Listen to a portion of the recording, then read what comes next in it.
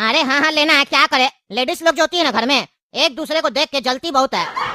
Mummy को दिलाए तो मेरी जो अम्मा है ना दादी, उसको जलन हो गया, बहू कार चलाए, हम घर पे बैठे रहे। आप कह रही है वो हमको भी दिलाओ, इसीलिए आया गाड़ी देखने अम्मा के लिए। 10 लाख के अंदर तक का गाड़ी दिखाइए, काहे की बुड्ढी है ना, हैवी गाड़ी नहीं चला पाएगी। और उसको क्या पता महंगा गाड़ी है कि सस्ता गाड़ी है। दिखाओ बढ़िया वाला, लुक अच्छा होना चाहिए, लगे महंगा है। क्या बात है सर, एकदम 80 लाख पूरा करके ही रहिएगा क्या आप? जैसे जैसे आपका घर में गाड़ी का डिमांड बढ़ रहा है, वैसे वैसे आप कम कीमत का गाड़ी ले रहे हैं सर। अरे फालतू बात मत करो, गाड़ी दिखाओ जल्दी। हाँ ये वाला गाड़ी बढ़िया है, ये वाला बुक करो चलो। 1200 दीजिए सर। अरे बेटा दे दो 1200 दो। अरे सर इस बार आप सवाल जवाब नहीं किए। अरे यार तुम बोला जो है ब्रेक का तार नहीं लगाएगा, मर गए तो फिर दूसरा गाड़ी कैसे लेंगे? अरे सर दूसरा नहीं, चौथा गाड़ी, अभी तो तीसरा ले ही रहे आप। जब आपका चौथा होगा ना तभी चौथा गाड़ी लीजिएगा, आपका चौथा आपका बेटा उसी पे बनाएगा। अरे क्या बकवास कर रहा, पैसा चाहिए कि नहीं? हाँ सर चाहिए, दीजिए। अरे वाह सर वाह, फिर से आ गया। आपका बाबूजी का चौथा है क्या, जो आप चौथा गाड़ी लेने आए हैं? अरे बाबूजी साथ में, फालतू बात मत करो, नहीं तो दूसरा शोरूम से ले लेंगे। अरे सर बुरा मत मानिए, मजाक कर रहे थे।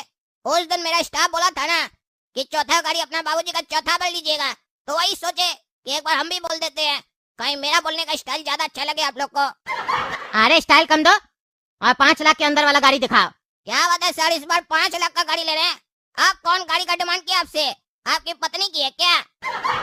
अरे नहीं, काम वाली के लिए ले रहे हैं। काम वाली आती नहीं है, बोलती है बारिश पड़ रहा है, बहाना बनाती है। एक दिन आती है 5 दिन नागा कर देती है, कहती है आपकी माँ तो खेत भी जाती है तो कार पे जाती है।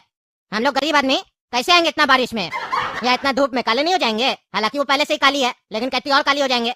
हमसे कह रही थी आप इतने पैसे वाले हैं, अगर आपके यहाँ काम करने वाला भी कार से आएगा तो आपका नाम बढ़ेगा। अगर वो नहीं आती है तो मेरी माँ और पत्नी को बर्तन साफ करना पड़ता है और घर का भी सफाई करना पड़ता है, इसीलिए उसको दिला रहे। क्या सोच है सर आपका, बड़ा पैसा वाला लगते हैं आप। काम वाली भी आपसे कार मांग रही था, 5 लाख का कार दिला रहे हैं। क्या सोच है सर आपका, मन कर रहा आपका गोड़ छू ले। अरे चुप करो तुम गाड़ी दिखाओ, और गाड़ी पापा ही के नाम से बुक होगा। अरे सर बाकी समय तो हमको समझ में आया कि आप अपना बाबूजी को, माँ को और दादी को कार दिलाना चाह रहे थे, तो आप अपने बाबूजी के नाम से कार लिए, और अपनी बाई को कार दिला रहे हैं तो भी बाबूजी के नाम से ले रहे हैं। क्या बात है, आपके पापा उसके भी पापा हैं क्या? अरे नहीं, जो मन मेरा बकवास मत करो। बाबूजी के नाम से दिला रहे इसलिए ताकि बाबूजी का नाम हो, हमको बाबूजी का नाम करना है। सब उनको फटीचर गरीब बोलता था, सबको पता चलना चाहिए मेरा बाबूजी अब सेठ हो गया, सेठ। चलो कार दिखाओ। अरे हाँ सर जरूर दिखाएंगे। आप तो हम भगवान से मना रहे हैं कि एक दिन आप अपना सेठ जी का शोरूम भी खरीद लीजिए। जब आप सेठ जी बन जाएंगे हम लोग के शोरूम का, तो सोचिए हम लोग के पास भी अपना एक कार होगा और आपके बाबूजी का कितना नाम होगा। बेटा 1200 दे दो, बच्चा को आया लेने। भाई साहब आप में से धनिया लाल कौन है? अरे भाई साहब धनिया लाल जी यहाँ लेटे हुए हैं। क्या ये धनिया लाल जी हैं? धनिया लाल जी मर गए? अरे हाँ मर गए। अरे भैया कैसे मरे? अरे सामने बेटा बैठा उससे पूछो। पापा कैसे मर गए? अरे क्या बताए, मेरे पापा को धनिया बहुत पसंद था, मम्मी दाल में धनिया डालना भूल गई, पापा को गुस्सा आया, बीपी बढ़ गया, मर गए, हार्ट अटैक हो गया। छोड़ के चले गए हमको, छोड़ के हमको बहुत तकलीफ हो रहा है। अरे तो भैया कार का इंस्टॉलमेंट कौन देगा? 1 महीना से ऊपर हो गया है, अभी तक पैसा नहीं आया है। हम बैंक से आए हैं, लोफर बैंक से। फाइनेंस कराए थे ना आपके बाबूजी, कार लिए थे तो। आपके बाबूजी के नाम से 4 गाड़ी है, सबका ईएमआई चल रहा है, पर एक का भी पैसा नहीं आया अभी तक, 1 महीना हो गया है। अरे यार यहाँ मेरा बाबूजी मर गया, तुमको इंस्टॉलमेंट का पड़ा है? इंस्टॉलमेंट का पड़ा है, हमको नहीं पता कुछ भी, मेरा बाबूजी क्या लिया क्या नहीं लिया, मेरा बाबूजी मर गया, बात खत्म, कोई इंस्टॉलमेंट नहीं जाएगा, जाओ ऐसे जाओ। अरे सर ऐसे गुस्सा से मत बात कीजिए, कैसे नहीं इंस्टॉलमेंट जाएगा? आपके बाबूजी कार लिए हैं, पैसा लिए हम लोग से, लोन लिए हैं, इंस्टॉलमेंट तो देना पड़ेगा, नहीं तो कार उठाएंगे। कार कहाँ है बताइए, कार ले जाएंगे। अरे कार वार नहीं है, कार तुमको हाँ दिख रहा कहीं बाहर में कार तुमको? मेरा बाबूजी मर गया, तुमको कार चाहिए? नहीं है कार, हमको नहीं पता मेरा बाबूजी क्या लिया नहीं लिया। झोपड़पट्टी में रहने वाला कार लेगा है, और लिया भी है तो आदमी मर गया, बात खत्म हो गया। महीने के बाद आया लेने के लिए, अब हम कहाँ से देंगे गरीब आदमी, जाए से जाओ। अरे ऐसे कैसे चले जाएं? 4 गाड़ी लिया हुआ आपके बाबूजी के नाम से, ऐसे ही चले जाएं? एक 50 लाख का है, दूसरा 20 लाख का है, तीसरा 10 लाख का है, चौथा 5 लाख का है, ऐसे ही चले जाएं? अरे जाओ, मेरा दिमाग पहले से खराब है, नहीं तो मार देंगे, 2 अर्थी उठेगा यहाँ से। तुम बेटा आप कोर्ट में मिलना, कोर्ट में तुमको बताएंगे अर्थी कैसे उठता है। हाँ देख लेंगे, जाओ जाओ, आदमी खत्म हो गया, पैसा लेने आया, पैसा के लिए जी रहा है लोग, यहाँ आदमी खत्म हो गया। जा। हाँ वकील साहब बताइए क्या केस है आज का?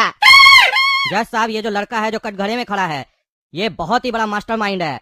इसने अपने बाप के नाम पर टर्म इंश्योरेंस लिया था 1 करोड़ का, और बाप के मरने के बाद इसने वो पूरा पैसा इंश्योरेंस कंपनी से ले लिया।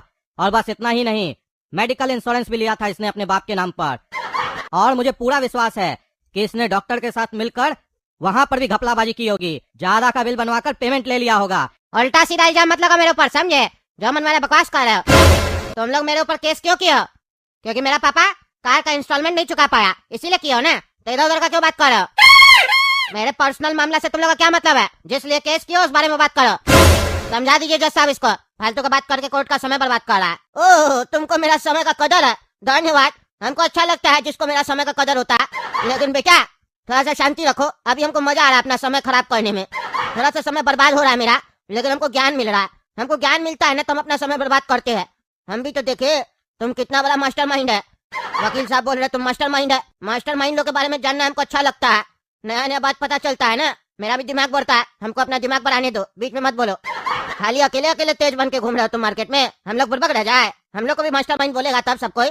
हाँ वकील साहब कंटिन्यू कीजिए। तो जैसा कि जज साहब मैंने बताया कि ये बहुत बड़ा मास्टरमाइंड है, टर्म इंश्योरेंस का पैसा खा गया है, और मुझे पूरा यकीन है कि मेडिकल इंश्योरेंस का भी इसने पैसा खाया है। और जहां तक बात है, ये सब बात मैं क्यों बता रहा हूँ आपको, तो आपको तो पता ही होगा जज साहब। पहले मैं इनका कैरेक्टर आपके सामने ला रहा हूँ कि ये किस तरीके का कार्टून है। अब मैं आता हूँ मेन मुद्दे पर। इसने अपने बाप के नाम पर 4 गाड़ी ली थी शोरूम से, और सारी गाड़ियों की डाउन पेमेंट करके इंस्टॉलमेंट बंधवाई थी, पर एक भी इंस्टॉलमेंट इसने या इसके बाप ने पे नहीं की। मुझे तो पूरा यकीन है कि इसे पता था कि इसका बाप मरने वाला है, इसीलिए इसने जानबूझकर सारी गाड़ियां अपने बाप के नाम पर ली, ताकि अगर बाप मर गया तो उसके बाद ये कंपनी को यही कहेगा कि पिताजी मर गए, अब मैं क्या करूं। आपको पता है जज साहब, जब इसके यहाँ लोफर बैंक से एक आदमी गया पैसे की इंस्टॉलमेंट के लिए बात करने के लिए, तो वहाँ इस लड़के ने उस बैंक के एम्प्लॉय के साथ बदतमीजी की, कहा तुमको जो करना है कर लो, कोर्ट में देख लेंगे। और इसके पास एक भी गाड़ी नहीं थी, सारी गाड़ी बेचकर पैसा खा गया होगा। अरे बाप रे वकील साहब, केस तो हम समझ गए, ये तो सही में मास्टरमाइंड निकला रे। क्या बात है रे बेटा, इतना बड़ा तुम मास्टरमाइंड निकल गया, क्या दिमाग लगाता है तुम लोग रे? रुको जरा, तुम्हारा हम हिसाब करते हैं, पहले हमको केस को अच्छे से समझने दो। वकील साहब, हमको लगता है इसके साथ और लोग भी मिला हुआ है। इसको जो गाड़ी बेचा था ना, शोरूम वाला मालिक या स्टाफ, जो कोई भी बेचा था उसको भी कटघरे में बुलाया जाए, उससे भी थोड़ा बातचीत करना है हमको। अरे जज साहब, जितनी बार भी गाड़ी बेची है काला कद्दू ने इनको बेची है। अच्छा, जितनी बार भी गाड़ी बेचा गया है काला कद्दू ने बेचा है, यानी काला कद्दू भी मिला हुआ होगा। काला कद्दू जी आइए जरा कटघरे में। हाँ काला कद्दू जी बताइए, कितना पैसा मिला आपको ये सब काम करने का? अरे जज साहब, हमको कोई पैसा नहीं मिला है, हम ईमानदारी से काम किए अपना सेठ जी का। ये जो लड़का बढ़िया बढ़िया कपड़ा और सोना का चेन पहनकर हम लोग का शोरूम में आया था अपना बाप के साथ, और कहा कि हम बहुत पैसा वाला हो गए, इसलिए अपना बाप को गाड़ी दिलाना चाहते हैं, इसीलिए हम गाड़ी दिए और ये डाउन पेमेंट भी किया। तो इसमें मेरा क्या गलती है? चलो एक गाड़ी तक तो समझ में आ गया, लेकिन ये कुछ ही दिन के अंदर तुमसे 4-4 गाड़ी ले लिया, तुमको उसके बाद भी नहीं समझ में आया? ये कुछ घपला कर सकता है, तुमको इसका इंक्वायरी करना चाहिए था, तुमने किया इंक्वायरी? अरे जज साहब, हम लोग का काम इंक्वायरी करने का नहीं है, हम लोग का काम है गाड़ी बेचने का, क्योंकि हम लोग सेल्समैन है। तो हमारे पास ग्राहक आएगा तो हम गाड़ी बेचेंगे, क्योंकि ऐसे भी गाड़ी आजकल कम बिकता है, पैसा कम हो गया, लोग के पास गाड़ी कम खरीद रहा है। तो हमारा सेठ जी हमको टारगेट दिया है कि जितना ज्यादा हो सके गाड़ी बेचो, इसीलिए तो हम लोग फाइनेंस करा कर देते हैं ताकि गाड़ी ज्यादा से ज्यादा बिके। और बैंक वाला लोग ऐसा लोग का चक्कर लगाए, और हम लोग सारा इम्पोर्टेंट केस छोड़ के इसी सब पे बहस करें ना। देखिए जैसा हम लोग का कोई ऐसा टेंशन नहीं रहता है, हम लोग का काम रहता है गाड़ी बेचने का। ये लड़का मेरे पास है और हर बार नया नया बहाना बनाकर गाड़ी लेकर गया, कभी कह रहा था बाबूजी को गिफ्ट देना है, कभी कहता माँ को गिफ्ट देना है, माँ जाएगी खेत में मॉनिटरिंग करने 20 लाख का गाड़ी में, फिर बोलता हमारा दादी जी को गुस्सा लग गया, जलन हो गया तो उसको गाड़ी देना 10 लाख का, फिर उसके बाद बोलता हमको काम वाली को भी गाड़ी देना 5 लाख का। तो ऐसे करके लिया, थोड़ा तो शक हुआ सर हमको, पर हमारा काम शक करना नहीं है, क्योंकि हम पुलिस वाला नहीं है ना सर, मेरा काम है देश को आगे बढ़ाना। क्या बात कर रहा है, तुम्हारा काम है देश को आगे बढ़ाना, तुम कैसे देश को आगे बढ़ा रहा है? अरे सर यही तो फंडा आपको नहीं समझ में आ रहा है, क्योंकि आप सर जॉब कर रहे हैं, बुरा मत मानिएगा, पर हम लोग बिजनेस कर रहे हैं, बिजनेस को देख रहे हैं, सरकार की नीति को देख रहे हैं, कद्दूपुर की जो सरकार है क्या क्या नीति बनाई सबको देख रहे हैं, उसके हिसाब से हम लोग को पता है कि हम लोग के कारण भी कद्दूपुर आगे बढ़ रहा है। क्या बात कर रहा है, तुम भी मतलब हमको ज्ञान देगा? दो हम भी देखे कैसे भाई तुम लोग के कारण देश आगे बढ़ रहा। सर जो अब हम आपको बताने जा रहे हैं उसमें से काफी चीज आपको पता होगा। एक गाड़ी को जब हम लोग बेचते हैं ना, अगर वो 50 लाख का होगा तो कम से कम उसमें 20 से 25 लाख सरकार को जाता है टैक्स के रूप में। फिर उसके बाद जो गाड़ी लेता है वो जब अपने नाम पर गाड़ी कराता है वहाँ पर पैसा देता है, टैक्स देता है, वहाँ का कर्मचारी लोगों को काम मिलता है। फिर उसके बाद जब वो रोड पर गाड़ी चलाता है तो वहाँ पर उसको पेट्रोल का जरूरत पड़ता है, फिर वो पेट्रोल खरीदता है, वहाँ पर पेट्रोल पंप वाले लोगों को काम देता है और उस पर जो टैक्स लगता है फिर सरकार लेती है टैक्स। और सर गाड़ी है तो खराब होगी, और जब गाड़ी खराब होती है तो रिपेयरिंग कराता है तो उस आदमी को भी काम मिलता है। और सर यही मामला खत्म नहीं होता है, फिर जब आदमी तेज गाड़ी चलाता है, किसी का एक्सीडेंट हो जाता है, वो मर जाता है या हाथ पैर टूट जाता है तो इलाज के लिए कहाँ जाता है? हॉस्पिटल। फिर जो वो डॉक्टर वहां से कमाता है और अगर सरकार को सही सही बताता है तो फिर सरकार को टैक्स जाता है सर। और सर इतना ही नहीं, अगर कोर्ट में केस आता है तो आप जैसे जज और वकील को भी कमाई होता है, फिर आप लोग भी सरकार को टैक्स देते हैं कि नहीं सर? अभी भी सर हम आपको आधा बात बताएं, मेरा सेठ जी जो गाड़ी बेचकर कमाता है वो जो उसका इनकम बनता है उस पर इनकम टैक्स देता है। हम लोग जैसा लोग को जॉब देता है फिर हम लोग भी टैक्स देते हैं। तो एक गाड़ी बेचने पर देखिए कितना लोग को रोजगार मिल रहा है और सरकार को कितना टैक्स मिल रहा है। अगर पूरा जोड़ लीजिएगा तो हमको लगता है 30 लाख के आसपास तो सरकार को टैक्स मिल जाता होगा। गाड़ी 50 लाख का 30 लाख सरकार ले जाती है, तो सर देश आगे बढ़ा कि नहीं बढ़ा सर? क्या बोल रहा है? अरे बाप रे, मतलब एक गाड़ी बेच के इतना फायदा होता है? हम तो कभी इतना गौर से सोचे ही नहीं थे। मतलब 50 लाख का गाड़ी पे 30 लाख कद्दूपुर का सरकार ले लेता है, उसके बाद भी मालिक टैक्स देते रहता है पेट्रोल रिपेयरिंग इस सब के नाम पे। तो अब तो मोटा कमाई हो रहा है। अच्छा गाड़ी तो बेचना चाहिए, सही हम समझ रहे हैं, देश आगे बढ़ रहा है, लेकिन फिर भी तुमको इंक्वायरी करना चाहिए ना। तुम कह रहे हैं हम देश को आगे बढ़ाना चाहते हैं, देश कब आगे बढ़ेगा? जब लेने वाला इंस्टॉलमेंट सही टाइम पे भरेगा। तुम तो बेच दिया लेकिन सामने वाला बैंक वाला को पैसा नहीं ना चुकाया, घुमा फिरा के देश को तो नुकसान हो रहा है ना। हाँ गधा आदमी, तुम जब इतना चालाक है तो इतना जल्दी बुर्बक नहीं बनेगा। हमको इसीलिए भरोसा है तुम भी इसके साथ मिला हुआ है। अरे नहीं सर हम नहीं मिले हुए हैं। आप वो कहावत तो सुने होंगे ना कि चाहे कोई कितना भी चालाक क्यों ना हो कभी न कभी बुर्बक बन ही जाता है। कई बार उसको अपने ऊपर ज्यादा कॉन्फिडेंस हो जाता है ना सर, वैसे ही हमको अपने ऊपर हो गया था। देखो हम भी अपने आप को बहुत चालाक समझते हैं क्योंकि हम ईमानदार जज है ना। मेरा दिल कह रहा कि तुम निर्दोष है, तुमसे गलती हो गया होगा, लेकिन मेरा दिमाग कह रहा कि कहीं ऐसा तो नहीं हम भी दिमाग वाला है, आज हमको कोई बेवकूफ बना रहा है, बाद में लोग बोलेगा देखो तुम दिमाग वाला था ना, तुमको काला कद्दू आके बेवकूफ बना के चला गया। अब दिमाग का सुनना पड़ रहा है, ऐसे कैसे हम तुम्हारे पर विश्वास कर ले? क्योंकि तुम झोपड़पट्टी में रहने वाला लड़का को इतना गाड़ी दे दिया, 80-90 लाख का गाड़ी दे दिया तुम। हैं ऐसे कैसे चलेगा? जांच तो तुम्हारा भी होगा, पर उससे पहले तो तुमसे बात होगा। रे तुम काय ले रहा था ये सब गाड़ी? हाँ काय ले रहा था? और तुम्हारे पिताजी के पास इतना पैसा कहाँ से आया जो इतना डाउन पेमेंट जमा कर रहा था तुम? अरे जज साहब हम थोड़ी ना लिए है, मेरे पिताजी काय लिए थे, वो तो हमको बस बोले बेटा काय लेने चलना है, चलो हमको बताना कौन सा ले। अब कहाँ से पैसा ले हमको नहीं पता, हो सकता है जमीन वमीन बेचे हो, और जमीन उनके पास था कि नहीं था ये भी हमको नहीं पता है। हमको बोले कार बताओ कौन सा अच्छा लगा, हम बता दिए, पूछ लीजिए इससे। हम इसको बोले क्या मेरे नाम से कार लेना है, बाबूजी के लिए लेना है, हम इसको बोले थे कि नहीं बोले थे? और आप देखिए मेरे ऊपर केस कर दिया और आप हमसे सवाल जवाब कर रहे हैं। हम निर्दोष है जज साहब, हमको छोड़ दीजिए, गरीब आदमी हम। अरे जज साहब ये झूठ बोल रहा है। ये आकर शोरूम में बोला था कि हम बहुत पैसा वाला हो गए, अपना बाबूजी को आगे बढ़ाना है। मेरा बाबूजी बहुत गरीब था, उसको बहुत पैसा वाला बनाना है, इसीलिए गाड़ी दिला रहे हैं। आप बोल रहे हैं कि कार बाबूजी खरीदे हैं और हमको नहीं पता कि जमीन बेचकर खरीदे कि कैसे खरीदे हैं। सर ये झूठा है एक नंबर का। हमको तो लगता है कहीं से लोन लिया होगा और उसी लोन से गाड़ी खरीदा होगा। बहुत चालू आदमी हमको लग रहा है ये। ए भाई तुम मेरे साथ आना तो कैबिन में। देखो रे बाबू हमको पता है तुम गलत काम किया है, होशियार बन रहा है, इसीलिए हम तुमको कैबिन में बुलाए, समझे? तुम्हारे ऊपर बड़ा केस हो सकता है, ज्यादा दिन के लिए अंदर चले जाओगे, समझे? इतना बड़ा घपला की हो सबको नजर आ रहा है, 2 मिनट नहीं लगेगा तुम्हारा झूठ साबित करने में, समझे? होशियार मत बनो। हम तुमको यहाँ इसलिए बुलाए है, अगर 2-4 लाख रुपया देके बचना चाहते हो तो दे दो, छोड़ देंगे, क्योंकि हमको सब समझ में आ रहा है तुम अपना पिताजी को मारा है ताकि तुमको पैसा का कमाई हो जाए। ये सब मेरे सामने मत करना एक्टिंग, समझे? क्या बोल रहे हो? क्या है फैसला तुम्हारा? जल्दी बोलो, 2-4 लाख रुपया देके छूटना है या अंदर जाना है जीवन भर के लिए?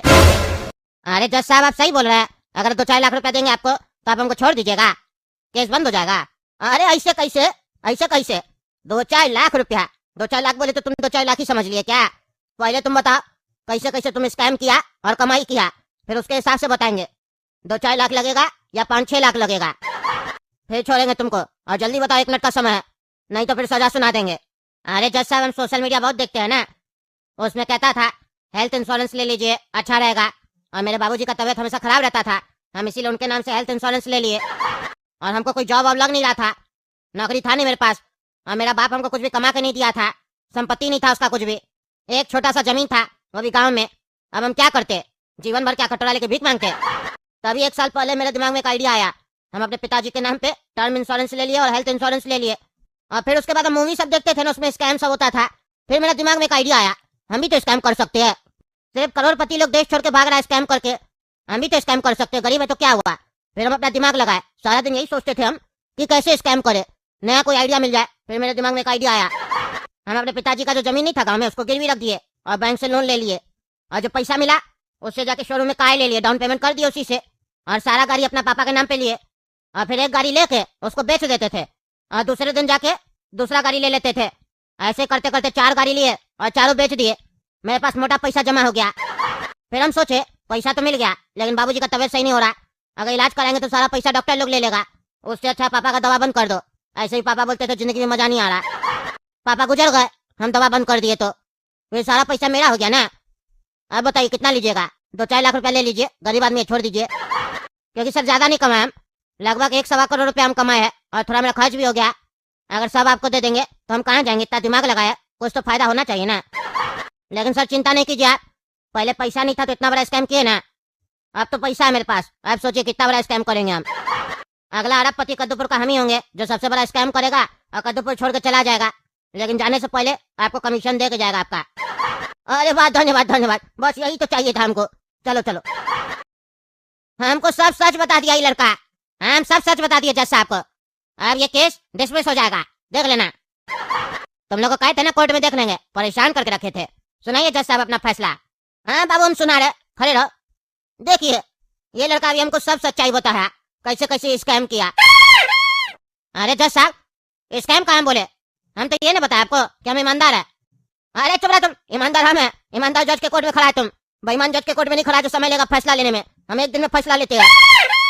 पैसा खाने के लिए यहाँ कुर्सी पे बैठे हैं, न्याय देने के लिए बैठे हैं जनता को। अभी तुम्हारा न्याय होगा, और न्याय का मतलब होता है जितना जल्दी हो सके जल्दी न्याय मिलेगा सबको। ये लड़का कहता है इसको स्कैम करने में मजा आता है, मूर्ख बनाने में। स्कैम मतलब मूर्ख हुआ ना। कहता है बहुत बड़ा स्कैम करके देश छोड़ के भाग जाएगा। इसको स्कैम करके भागना है ना, भागना चाहता है, इसको हम लोग भगाएंगे।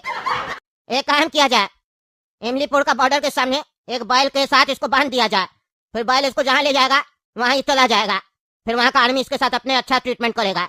ले जाओ इस पगलेट को, ले जाओ। अरे जैसा छोड़ दीजिए, माफ कर दीजिए, जब जाए से भागना है तुमको, भागो। और इसका जितना भी संपत्ति और पैसा है सब सीज किया जाए, और जिसका जिसका उसको वापस लौटाया जाए। और जिस डॉक्टर के साथ ये मिली भगत किया था, पैसा कमाया था, उसको भी अंदर किया जाए। List of dreams. Resources here.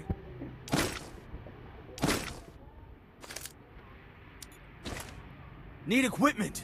Resources here. Thanks.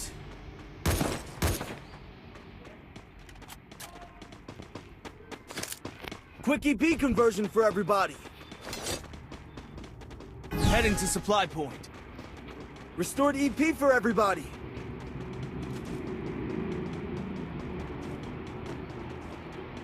Thanks.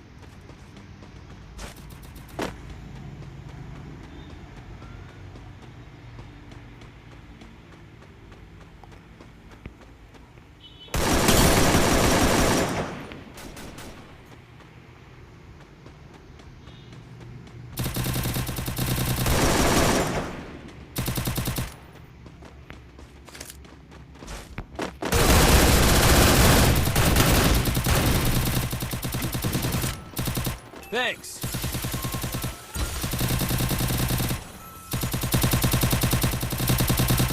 Double Thanks. takedown.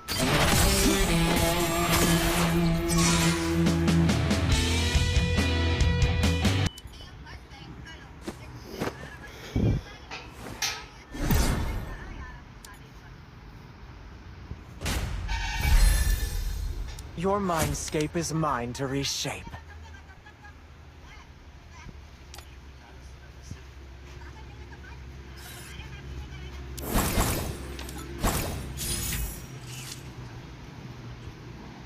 Dreams are the true mirror of the unconscious.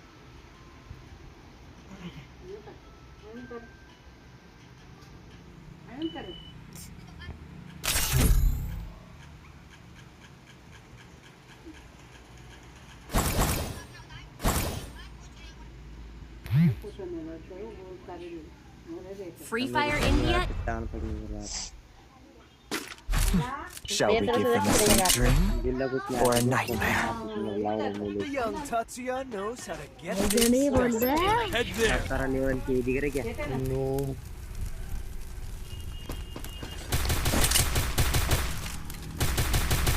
It's showtime!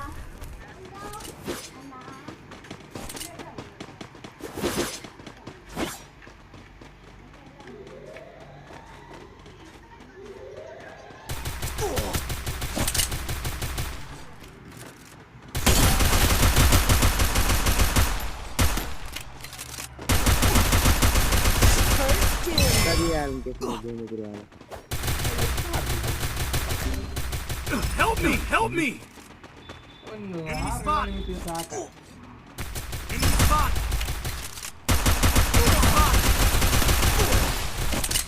Help me!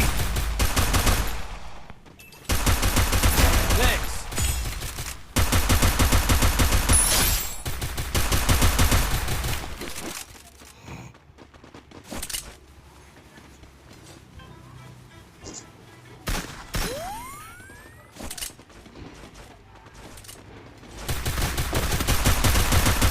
Double takedown!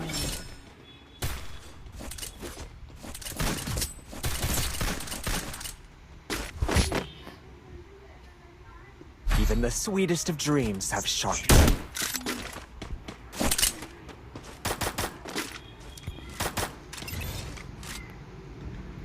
Head there. ಗೋವಾಗತ್ತಲ್ಲ ಫುಲ್ ವಿಡಿಯೋ ಮಾಡ್ಕೋರು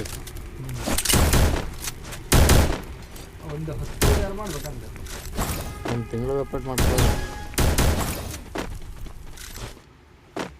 ಯಾರು ಮತ್ತು ನನ್ನ ಸುದ್ದಿ ಬರಬೇಕು ಈ ಚಾನಲ್ ಆಗ್ತದೆ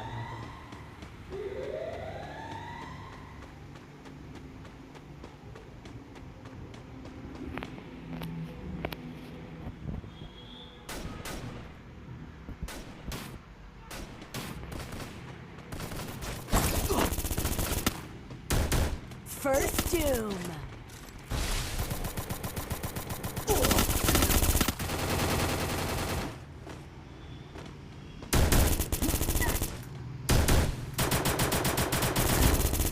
Help me! Help me! Help me! Help me! Skill on cooldown. Help me! Help me! Enemy spotted. Help me! Help me! ಆಲಿಲ್ಲ ಆಯ್ತು Help me! ವಿಡಿಯೋ ಮಾಡಲ್ಲ Help me! Thanks! Double takedown! Double takedown!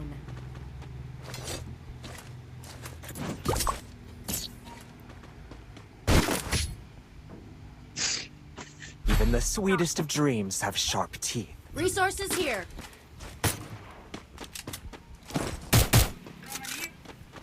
Thanks. I need equipment.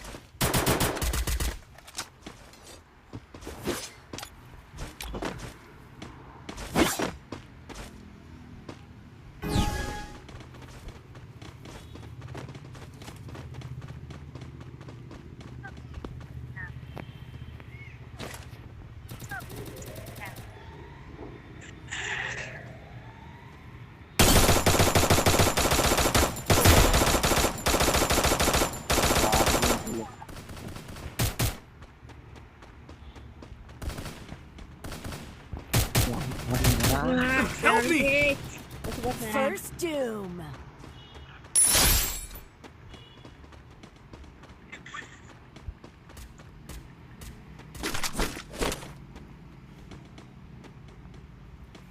Ganapati ಅಲ್ಲ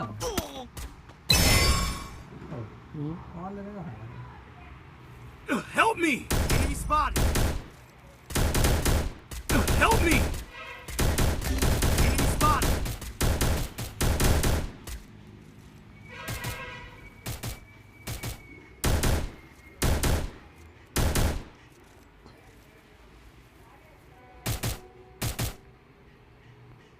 Help me! Enemy spotted! Help me!